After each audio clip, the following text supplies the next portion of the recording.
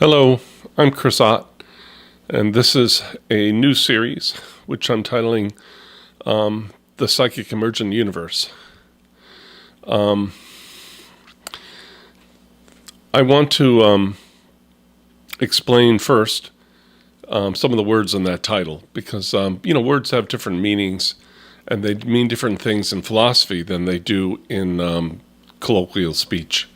So first of all, the word psychic. Generally, most people think of the word psychic as meaning talking about paranormal mental powers like mind reading, but that's not what it means in philosophy. In philosophy, coming from the word psyche from Greek, and then also in Latin it was used, it has always meant the soul or sight or mind or spirit. Sometimes life, that's what it means. It means anything that's mental, okay? And it's differentiated from that which is physical. And there's another word that they use in philosophy, less so today than they used to, I think. But it's psychical. So you think, over here is psychical and it's contrasted from physical. So physics is the study of the physical, and then you could say psychology is the study of psychical. Okay? So now you see this contrast. So let me name some words, and these would all fall under the category of psychical. So if I talk about thoughts, emotions, ideas, memories, dreams, concepts, those are all psychical. And if I talk about things like pens and things like that, that's physical. Now, the next thing is that the word emergent. So the word emergent simply means in the process of coming into being. So psychically emerging, okay, universe. The world is formed out of a psychical process of emergence, and then that's what actually you're perceiving and calling the physical world. And I get into that, and this is all explained. And I use a system of what I call perceptual schemas, and I'll get into that. But in the past, okay, so that's that. And then a radical new cosmology, ontology, and theology. For anybody that doesn't know, and I find there are people who don't know what a cosmology is. It's an account or theory of the origin of the universe. Okay, so that's what this is. And then an ontology is a theory of what is really real, which in this case is the psyche. And then and theology is the study of God, and so we explain what God is. So God is the sort of this original psyche or soul that is having this emerging illusion that becomes the physical and mental world, all the things that we think and see in the phenomenal world. Now, in science, there are scientists that call themselves cosmologists, and they seek to explain the world in physical terms. And so that's almost the opposite of this. And before I can show why I propose a psychical emergence of the universe, I show what's wrong with the approach. Now, I have to say something about this. I have to say something about how we got to where we are in cosmologies, okay? We have to go back a little. If we go back into history, our cosmologies were always in religion. It belonged to religion. In Christianity, Judaism, and Islam, there's Genesis, the formation. God created the heaven and the earth and so forth. And that story conveys what people of those religions believe is how the world came into existence. And philosophers through history have always deferred to the religious myths, or whatever you want to call them, the religious account. That would be true of the ancient Greeks. So Plato didn't have a theory of how the universe formed. Rather, he would have appealed to Greek mythology and the gods and so forth.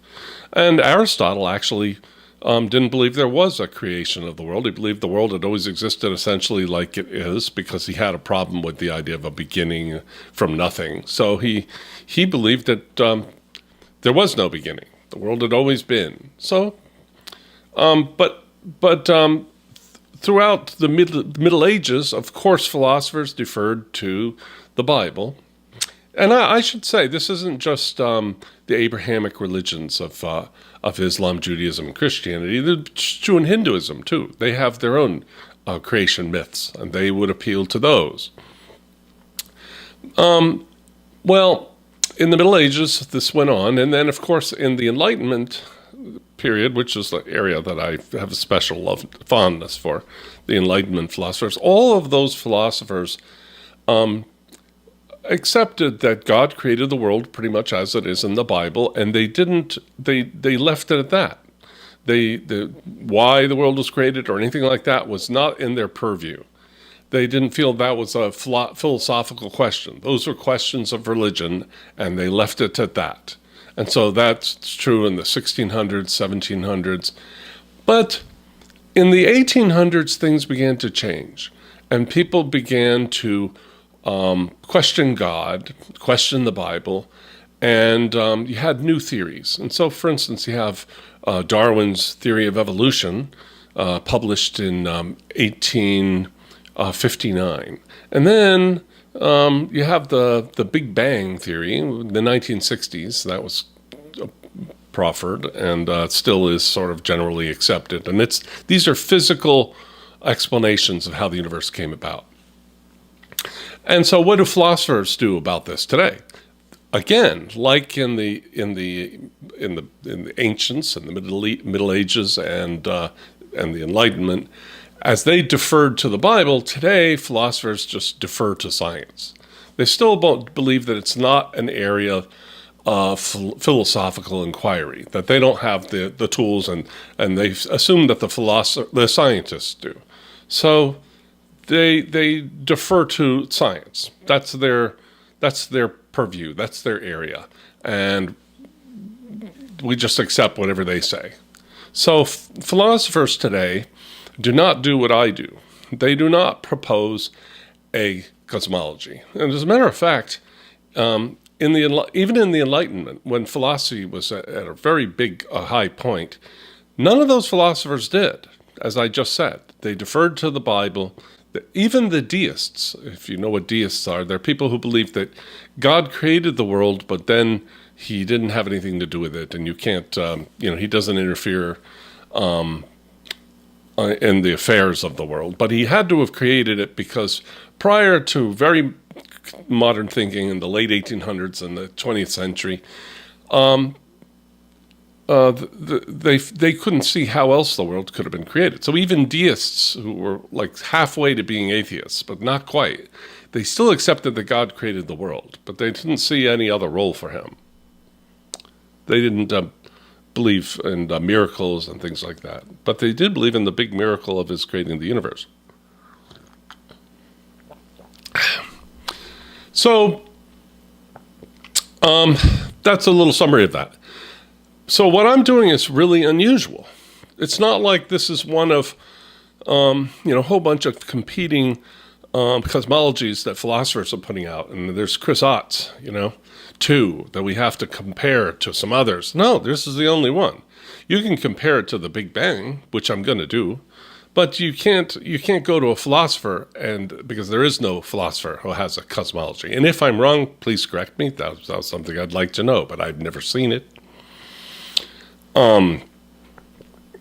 They question the scientific view of cosmology and ontology, especially a person named Thomas Nagel, who wrote a couple of books, which I'll put the titles in the show notes.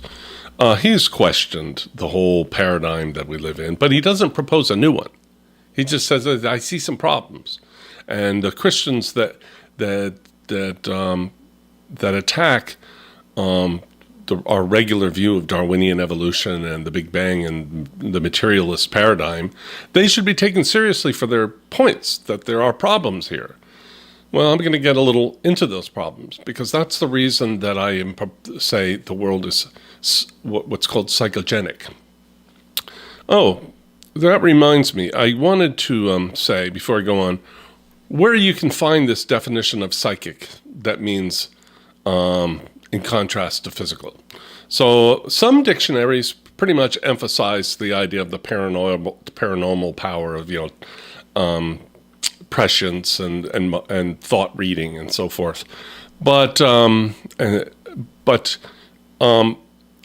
there are dictionaries online where it says what I'm saying. So a very good dictionary that I found that, very clear, is called the Free Dictionary, or thefreedictionary.com.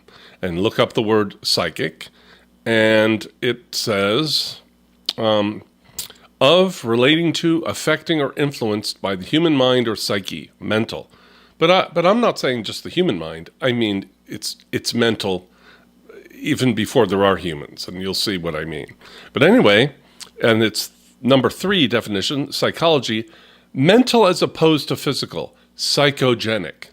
Now that's exactly what I mean, and like I said, that's in thefreedictionary.com.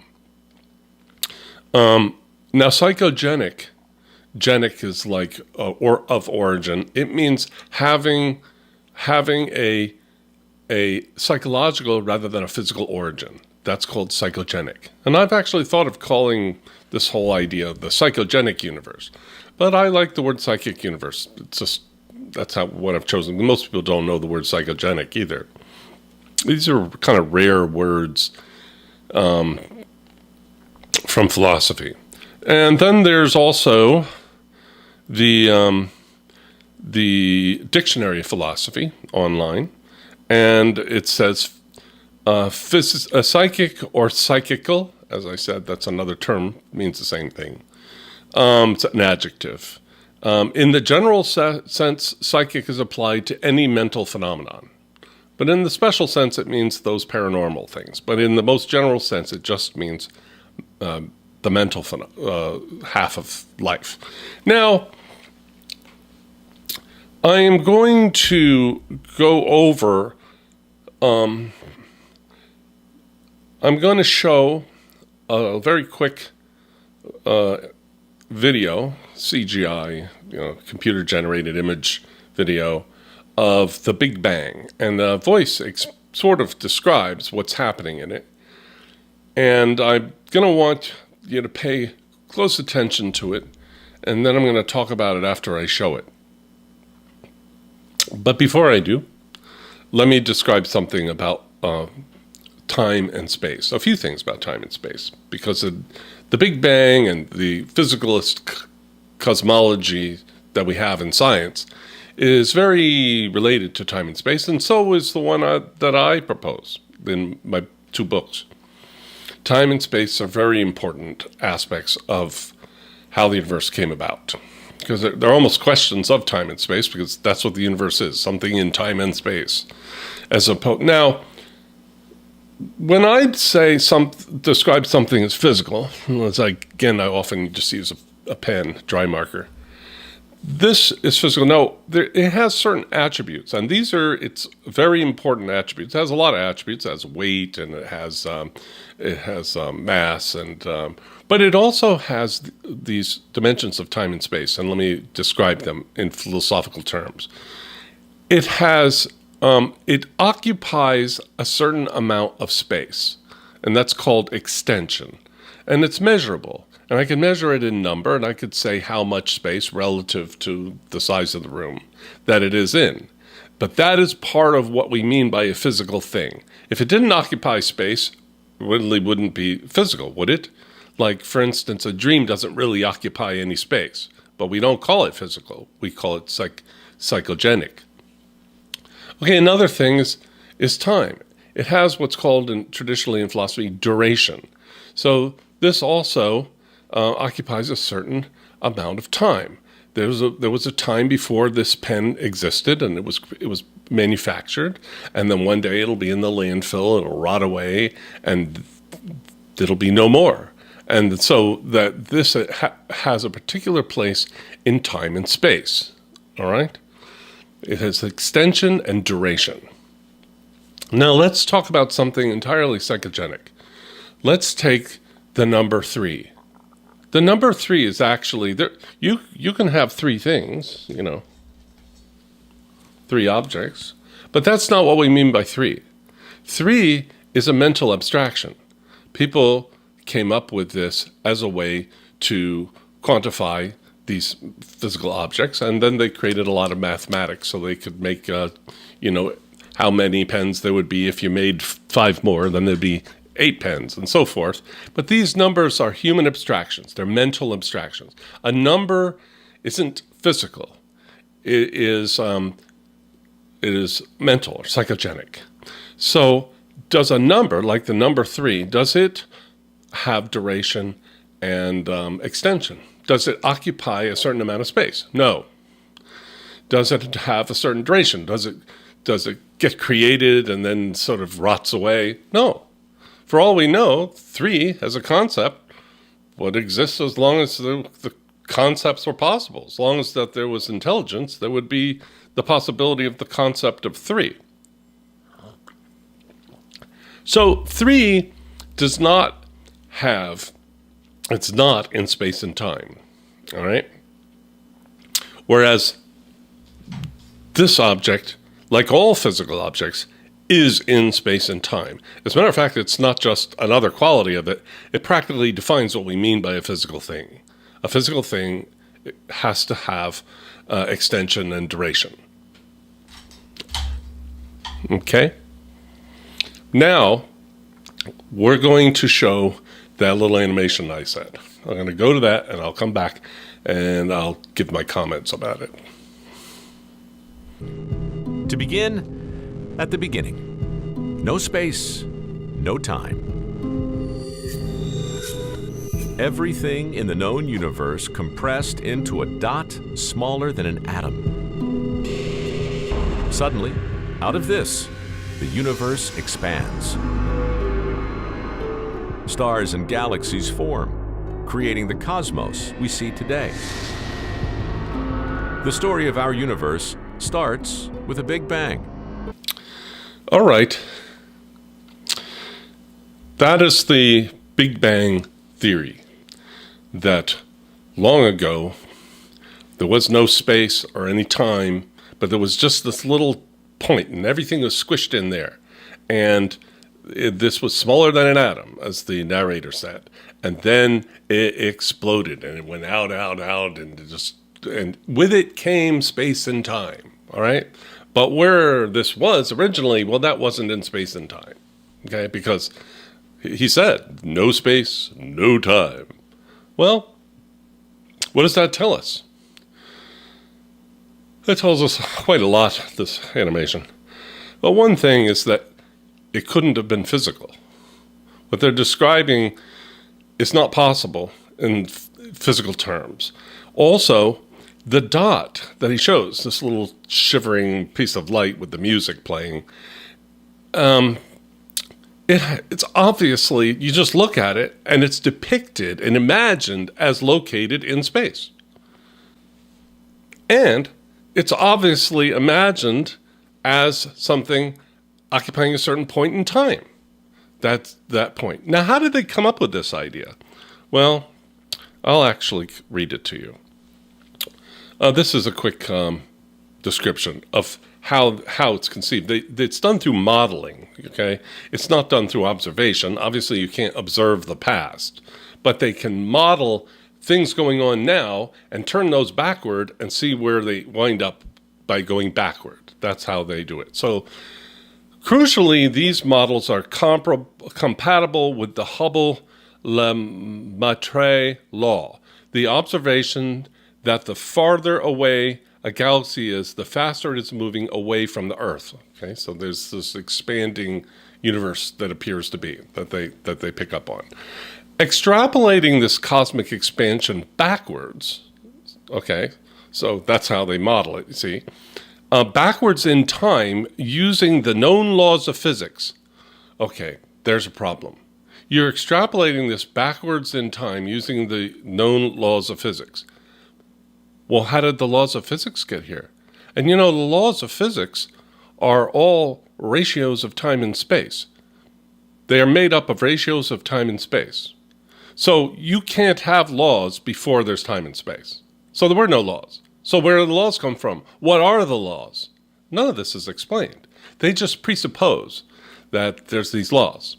How they suddenly appeared and started governing things, and plus, laws are mathematical. The laws of physics are mathematical. They can only be described in number. And therefore, those numbers, as I said before, are mental abstractions. Numbers are not physical things. So they have already a lot of psychogenic stuff going on here they're just not accounting for. Then if you go backward, following the laws of physics backward, the models describe an increasingly concentrated cosmos preceded by a singularity in which space and time lose meaning. And that's called the Big Bang singularity. So this is how they did their thinking. Now, I want to point something out. Scientists are not philosophers, and they're not trained to be. They're not philosophers, and philosophers don't delve into cosmologies. So we have a little bit of a problem here. We have people who are philosophically very, very naive, imagining the beginning of the world, that's fine. What else are they going to do? They only have their imagination to use, but they're making a huge mistake in reasoning that they wouldn't even recognize because they're not philosophers. It's a logical anachronism, this whole idea. Now I'm going to explain why. The physical world that we experience, like, again, this, is describable in what are called sensible qualities. Sensible qualities are the qualities of sense. Today they call it sense data, but I don't like that word. It's using machine language, but I'm using sense language. All that you can experience with your body, with your five senses, using your brain and your nervous system, are sensible qualities. So color, sound, smell, taste, all that, the feel, the quality that I feel, the coldness, all those are sensible qualities. Now, if you remove all those sensible qualities, what do you have? Well, at best, I have a mathematical description of that pen, but I don't have any sensible qualities, so I can't perceive it with my senses. And I can't imagine it without those sensible qualities. But if you remove my brain and my nerves, and everybody in the world who has a brain and nerves, you remove them all from the world, and every squirrel and every butterfly, and you just have a inorganic world of rocks and gas, There's no such thing as picturing this. It has color and sound have no existence. They're produced by the brain. So, but when they go to imagine this picture, this universe, by extrapolating backward with their model, when they go to imagine it, they're imagining it entirely in sensible qualities. They are picturing something that you could never perceive in their imagination because they don't understand that. They are essentially, without realizing it, placing themselves into the scenario with their Big Bang. So let me find where I've described this. The fallacy of picturing this. This problem of a witness applies equally to people today picturing in their imagination a creation event at the beginning of time, such as a Big Bang. For the person imagining such an event is, in the very act of such imagining, unintentionally imagining himself as something existing apart from that creation event, witnessing it from some vantage point. But that's impossible. his presence is impossible in the scenario he's imagining. But so if this picture that they're describing, who could possibly perceive that? There's no brains or etc. There would only be a world, at best, a world of math. And a mathematical world is not one that's perceivable by senses anyway, even if you could, because those are mental abstractions. Numbers, mathematics are mental abstractions. Now, let's take the world, the phenomenal world that we walk around in. Let's remove the sensible qualities. How would we describe a cityscape with people walking and bicycles? It can entirely, objectively, I mean, through our senses, there's just infinite numbers of varieties of sensible qualities like colors and sounds and the honking of, taxis and etc. But if we go back to its sense before the sensible qualities, it's entirely describable 100% in terms of natural laws. And natural laws are made of what? Number. Those are mathematical laws.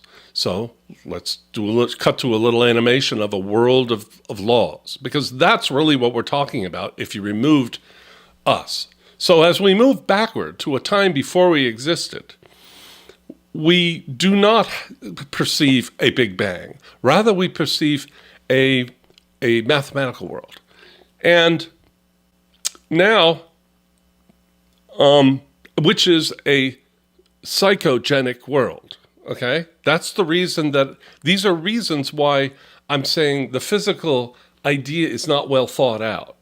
It seems good at first, and you picture it, and you're all excited. Wow, I'm imagining the beginning of the world. No, you're not. You're imagining something that you could never experience, but you're imagining it as if you are experiencing it. It's like it's very funny, but you're putting yourself into the picture. So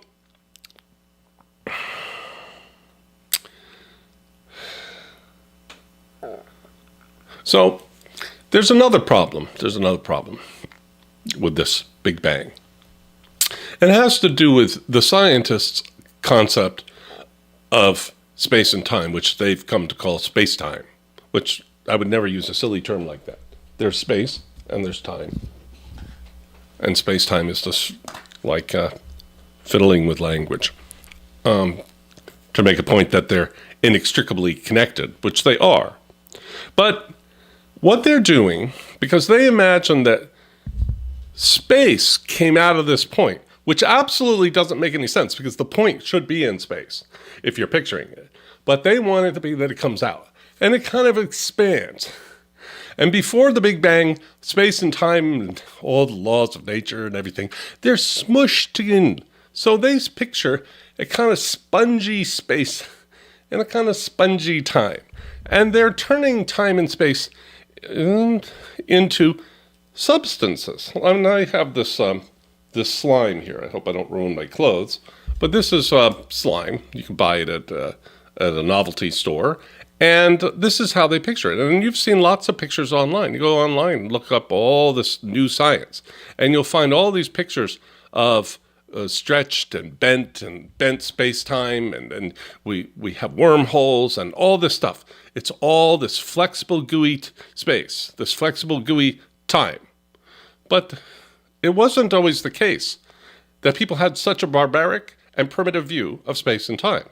First of all, it's true to say of space that space is just big, empty nothingness. That's what space is. It's just nothingness. If you go out into space on and on, the reason it goes on forever is because there's nothing there. That's what space is. This goo, that's just in the imagination of the scientists who were primitive thinkers. Now, how could they be primitive thinkers? Aren't they great scientists? They might be. They might be very good at math. They might be very good at creating models using the known laws of physics. But they're not great when it comes to talking about space and time. And this is where they create tons of their problems. See, in the Enlightenment, there was a series of philosophers. And these philosophers were going down a road. They weren't trying to create a cosmology. They accepted that the Bible was right, and they didn't do that. But they did try to understand the nature of the universe. And one of the big, toward the end of the Enlightenment, when it was reaching its peak, which was in Germany, by the way, it also was going on all in other parts of Europe.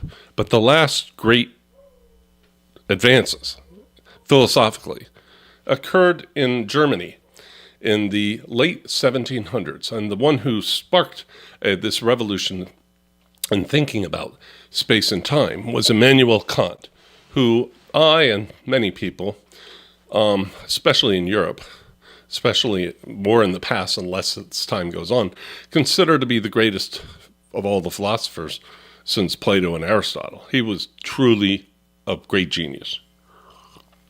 And think there was a debate at the time of what time was, for instance. But you could say the same about space. He gave arguments why time is not a physical material. It's not physical, just like they think it is, but it's not. And it's also not a concept, because you can't describe time except by alluding to examples. Like if I go to tell you what time is, I might go, well, like the clock on the wall, it's moving. Well, that's not time. That's a clock that measures time. Tell me what time is. Like now and then. That's just sort of appealing to my understanding of what time is. But what is it? You can't say. So it's not a concept.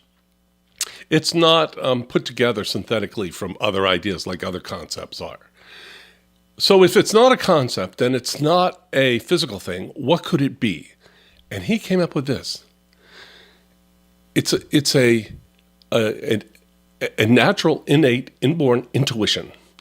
It is something you're born. Now, what is an intuition? It's something you know and you don't know how you know it. You're just born with it. Now, I had a Kant professor, luckily, because Kant's very difficult to understand. But this one came from Cambridge. He was borrowed from my university where I went and got my master's degree. And I said, well, these pure intuitions of Kant, which are time and space, would you say, because I already was beginning, but not telling anybody, my own theory. I said, would you say that he's describing, this could be described as a lens? And he said, yes. Now, if you look into it, let me say something about that, the lens. So you're looking through a lens, okay? This is a natural, just so you get an idea what I mean. I don't mean there's some metaphysical lens. I'm using it allegorically. It's as to represent or symbolize a way of perceiving things. Or a way of organizing what you perceive. Now, that's what Kant believed space and time were. They were not things actually out there, but they were the result of an innate intuition that God gave us so that we could organize our experience in terms of space and in terms of time. And he would have said the same about the laws of physics. They are how we organize our experience. That's where they come from. They're not physical things compressed into a little dot that exploded. So now we have that expression. We say it all the time. Like I say, well, these people, they are seeing through the lens of their personal beliefs and ideology. And we say that all the time. Well, you're looking at things through a particular lens, you know? And so I'm going to show a picture of what I mean by that. Everybody's looking through lenses that they've acquired from their experience that color and shape and organize what they perceive. So one person will claim to perceive this, another will claim to perceive roughly that and interpret it differently. But what's the difference? It's that it is conditioned by the lenses through which he's looking. But I don't mean real lenses or even invisible lenses. I'm using the word allegorically to mean a way of organizing experience or a pure intuition like Kant said. I realized after studying Kant that this idea of a lens could be applied on and on and on and on. You could create the entire universe that way. Now for Kant, this time lens was in each person individually. So when a person lays back and looks up at the sky, for Kant, he's really seeing his own personal space because it's his intuition that's organizing things into it. But I have a different idea. It's that this evolves earlier than people. And therefore, that's the reason we all experience the same through the same lens of time and space. The lenses, I should say.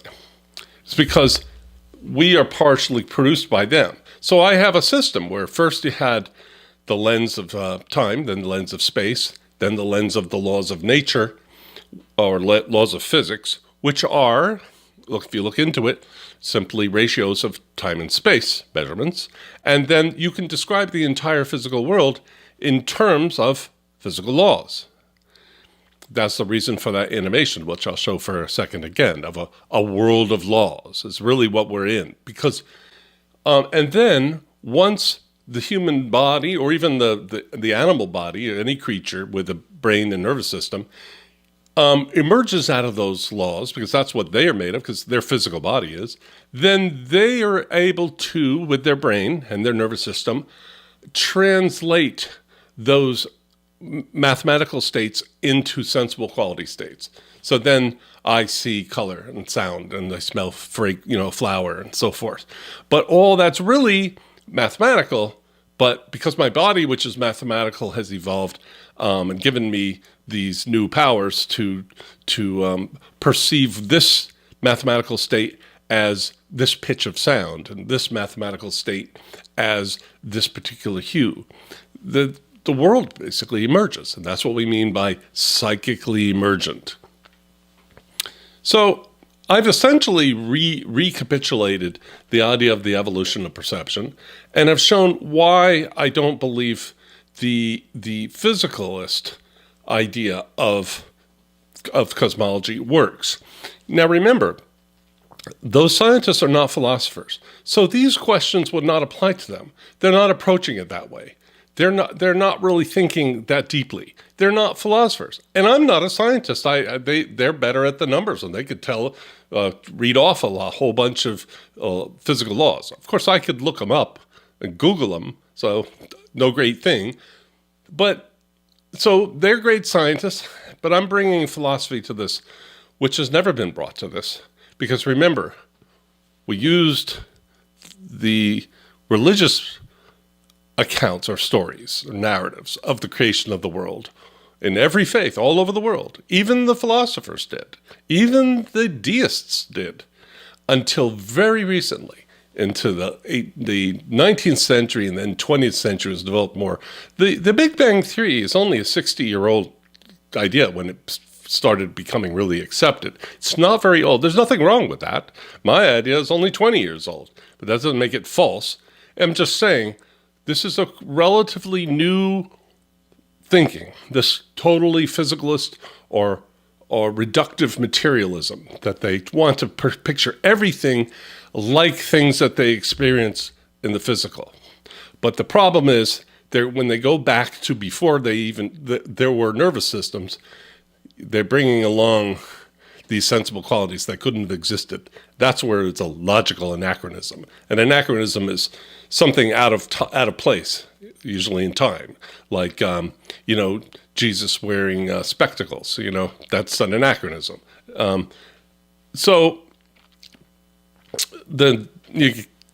said this. Now, this is all in my book, my second book, The Evolution of Perception Re-Explained. But I wanted to convey this in this series. I now want to, before I finish, sort of go over this, talking our way backward until we see the problem. Let's start with what we call the world of sensible qualities, the phenomenal world, that world that we want to explain. Now, what do we want to explain about it? So I'm going to show a city, with people moving and so forth on it. And I'm chose New York just because there's a lot of, stuff to look at. And there's a lot of, different populations, and a lot of noise, a lot of smells. I could have chosen, India too. They have a lot of smells. I've been there. But now that's what we want to explain. What do we want to explain about it? Everything. I want to explain everything. I want to explain the math, because there's mathematical, like those buildings. I want to explain where did the geometry come from, because the buildings can be described in geometry. And I want to describe all the thinking and the dreaming and the plans and the anxiety. And I want to describe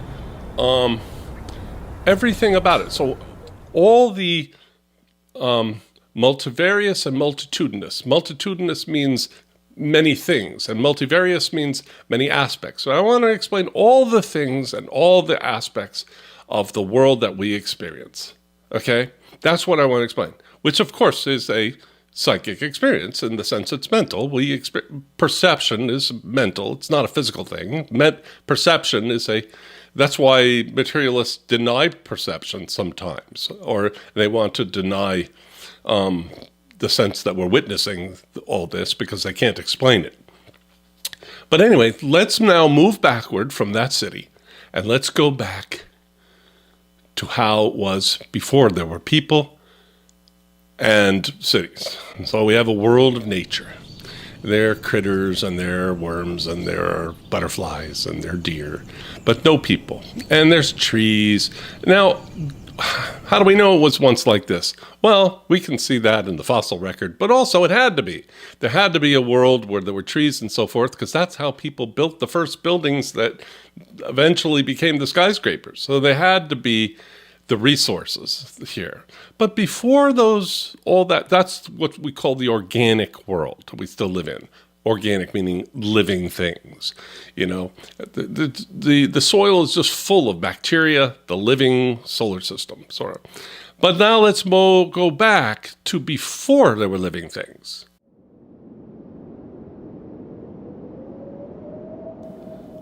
And what do we find? We find a sort of a barren landscape, but a planet nonetheless. There has to be a planet, because where are those trees going to come, right? So this is a necessary precondition for the one we just described, the organic world of trees and insects and all. But now, as soon as we've gotten here, we've committed that fallacy. I'm showing you pictures that no one could experience because there's no brains or nervous systems. As concrete and physical as it seems, it's still entirely made up of, in these pictures, of colors and sounds and fragrances and feels and textures, which couldn't have existed because those things are produced by the brain to interpret mathematical states.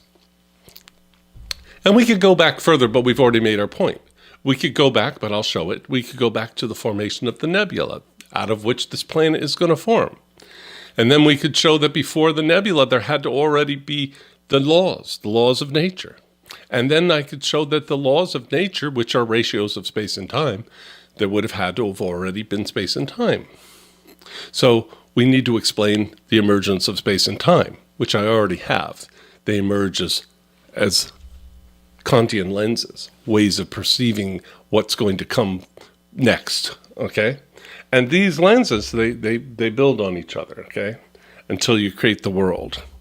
And I will show a little animation of that, the idea being that as each lens adds, it contributes to the formation of the world, symbolized by a little movie screen on the right.